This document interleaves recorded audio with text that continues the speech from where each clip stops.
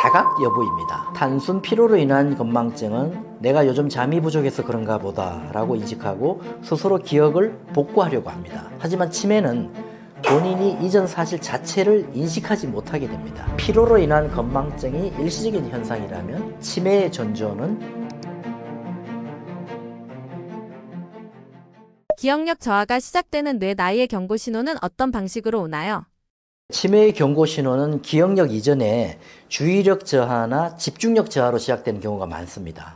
그래서 평소 잘하던 일에서 실수가 잦아지게 되고 대화를 하다가 갑자기 주제가 기억나지 않거나 또는 방에 들어가서 내가 왜 왔지? 하고 멈칫하는 일이 많아지는 거죠. 이것은 뇌의 기억 중추인 해마가 서서히 약해지고 있다는 신호일 수 있습니다. 이 단계에서 단순 건망증으로 오해하고 방치하게 되면 점차 뇌의 처리 속도와 판단력이 함께 느려지기 때문에 주의가 필요합니다. 반복되는 일정을 깜빡했을 때 단순 피곤인지 치매의 전조인지 어떻게 구분하나요? 자각 여부입니다. 단순 피로로 인한 건망증은 내가 요즘 잠이 부족해서 그런가 보다 라고 인식하고 스스로 기억을 복구하려고 합니다. 하지만 치매는 본인이 이전 사실 자체를 인식하지 못하게 됩니다. 그래서 같은 이야기를 반복하거나 약속한 사실 자체를 잊어버리는 등 본인은 문제의 심각성을 느끼지 못하는 것이 특징입니다. 이처럼 피로로 인한 건망증이 일시적인 현상이라면 치매의 전조는 점점 기억력 감퇴가 일어나면서 생활 전반에 작고 큰 영향을 미치기 시작하는 것입니다. 퍼즐이나 계산 문제를 푸는 것으로 뇌를 젊게 만든다는 게 과학적으로 가능한가요? 충분히 가능합니다.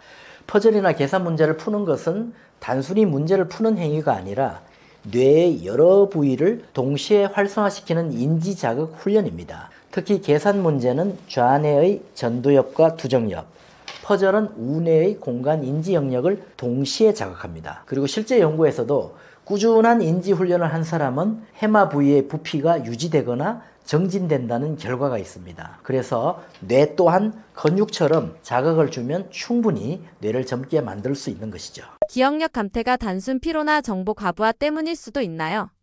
그렇습니다. 요즘은 정보 과잉 시대잖아요. 하루에 스마트폰, 뉴스, 메시지를 통해서 수백 개의 정보를 받아들이면서 뇌가 쉴 틈이 없죠. 이럴 때 뇌는 마치 컴퓨터가 과열된 것처럼 일시적으로 저장 기능이 떨어지는데 이것이 일시적인 기억 저장 장애를 일으키기도 합니다. 뇌가 고장난 게 아니라 과열된 상태라고 볼 수 있는데 이때 수면의 질과 스트레스 정도를 먼저 점검해 보아야 합니다. 충분한 수면과 휴식으로 뇌 피로가 기억력이 다시 좋아지는 경우도 많습니다. 하루 10분의 두뇌 홈 트레이닝을 꾸준히 했을 때 뇌 MRI와 같은 검사상의 변화가 나타난 환자가 있었나요? 네, 있습니다. 저희 서울 한의원에서 실제로 하루 10분씩 두뇌 홈 트레이닝을 꾸준히 실천하는 분들이 꽤 많은데요. 인지기능 검사나 한방 뇌약 검사 결과에서 집중력과 기억력이 개선된 사례가 다수 있습니다. MRI와 같은 검사상의 구조 변화는 시간이 더 걸리지만 뇌의 혈류량과 시냅스 활성도를 높이는 것에 충분히 효과적입니다. 그래서 하루 10분 정도 두뇌 홈 트레이닝을 꾸준히 하게 되면 뇌 세포 간의 연결이 강화되고 또 뇌의 대사 효율이 좋아집니다. 특히 나이 든 분들에게는 뇌는 여전히 가소성이 있기 때문에 늦었다고 포기할 필요가 전혀 없습니다. 두뇌 홈 트레이닝이 치매가 이미 진행된 환자에게도 의미가 있나요? 물론입니다.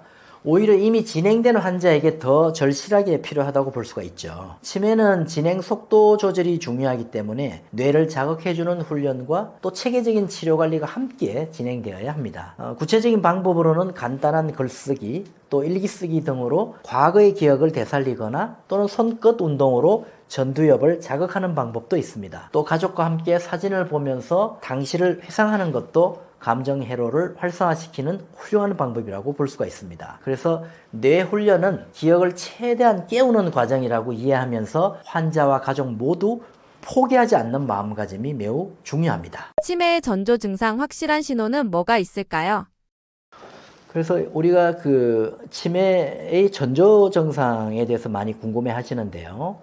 우리가 이제 전조증에서 가장 중요한 것이 이 건망증과 신경인지를 구분하는 일입니다. 이 건망증은 단순 건망증이기 때문에 어떤 힌트를 주게 되면은 하고 생각이 나는 것이 이제 정상적인 그런 상태인데요. 그래서 건망증은 설령 잊어버렸더라도 나중에 어떤 힌트를 주면 생각이 나는 걸 건망증이라 하고요. 근데 이 신경 인지에 문제가 오게 되면은 어떤 힌트를 주어도 그 상황을 어떻게 다시 복구하고 하는 것이 좀 힘들게 됩니다. 예를 들어서 시간이나 공간이나 상황에 대한 어떤 인지력이 떨어지게 되면은 시간을 착각하게 되고, 또 어떤 공간을 착각하게 돼서 방향 감각도 떨어지게 되고요. 어떤 상황을 이해하는 능력이 떨어집니다. 그래서 어떤 행위를 했을 때 내가 왜 그런 어떤 상황에서 그런 행위를 하게 되었는지를 착각하게 되는 증상들이 많게 됩니다. 그래서 이런 단순 건망증이 물론 또 오래되게 되면 경도인지 장애를 거쳐서 치매 초기로 진입할 수도 있지만,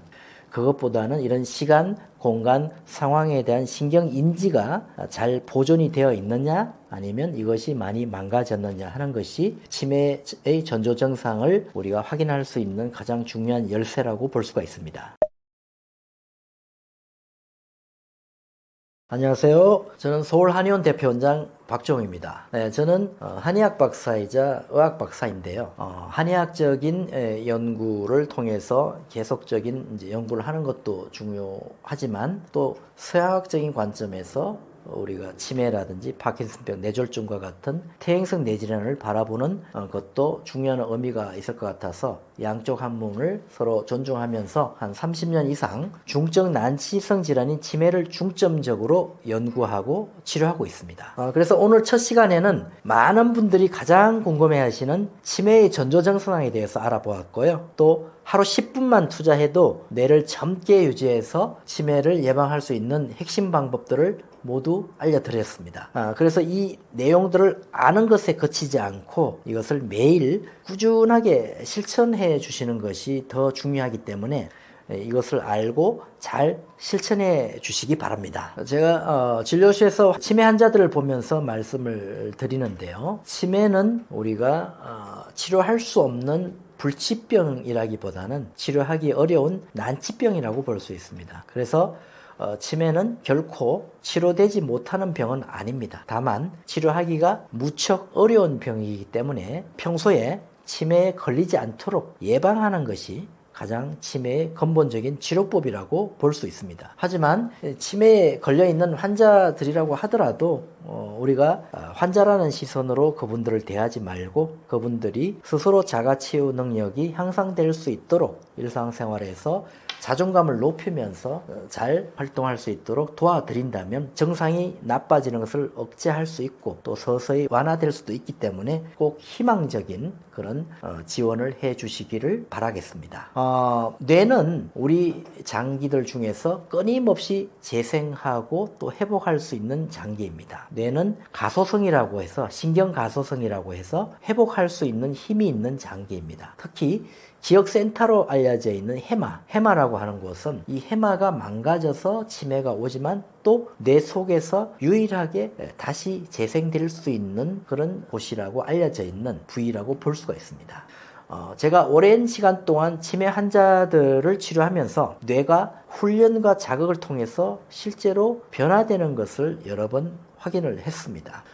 그리고 치매 치료의 핵심은 우리의 마음과 뇌와 몸을 통합해서 치료하는 것이라고 볼 수가 있는데요. 사실 우리가 마음이 우울해지고 우울증이 생기게 되면 뇌의 구조와 기능도 변화되게 되고 또 기억력도 떨어지면서 치매에 취약해질 수 있습니다. 그리고 이 뇌 기능이 약해지면 우리의 몸도 쇠약해지기 때문에 항상 마음과 뇌와 몸, 그러니까 자율신경계, 중추신경계, 이 체성신경계를 통합적으로 관리하는 것이 상당히 중요하다고 볼 수 있습니다. 그래서 저는 이를 체계적인 데이터를 기반으로 이 치매 예방법과 치료법을 30년 이상 연구를 해오고 있는데요.